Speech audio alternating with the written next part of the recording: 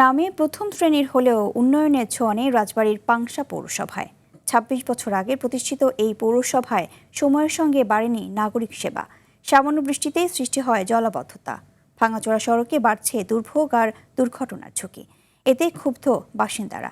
রাজবাড়ীর সংবাদদাতার পাঠানো তথ্যচিত্রে আরও জানাচ্ছেন সুলাইমান কবির।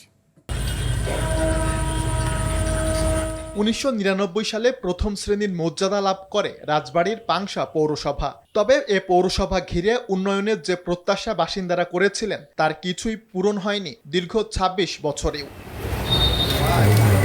অপর্যাপ্ত ড্রেনেজ ব্যবস্থা আর সড়কের বেহাল দশায় বর্তমানে চলাচলে চরম দুর্ভোগে পড়েছেন পৌরবাসী। বর্ষা মৌসুমে সামান্য বৃষ্টিতেই সড়ক ও আশপাশের এলাকা পানিতে তলিয়ে যায়। এতে স্বাভাবিক চলাচলই হয়ে ওঠে কষ্টসাধ্য।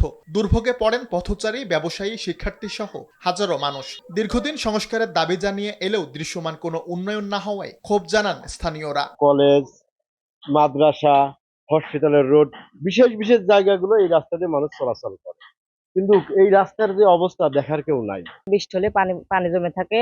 আমার এই জায়গায় যেতে মেলা কষ্ট হয়। একটু বৃষ্টি হলে পরেই রাস্তায় পানি টানি বাজিয়ে যায় এবং কাদা হয়। বৃষ্টি বাদলের সময় পানি টানি জমাট বাঁধা, আমাদের লোড গাড়ি নিয়ে আসা যাওয়া খুবই কষ্টকর।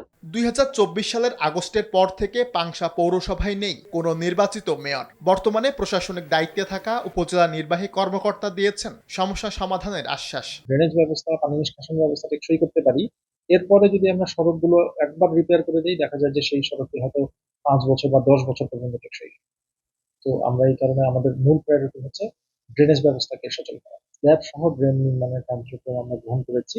আশা করছি আগামী অর্থ বছর বা যেই চলমান অর্থ বছর এসেছে নতুন, সেখানে এই কংক্রিট ড্রেনের কাজ করা গেলে কিছুটা জলাবদ্ধতা লাঘব হবে। শুধু প্রত্যাশা আর প্রতিশ্রুতি নয়, বাস্তব উন্নয়নের ছোঁয়ায় দ্রুতই বদলে যাবে পাংশা, এমনটাই প্রত্যাশা পৌরবাসীর।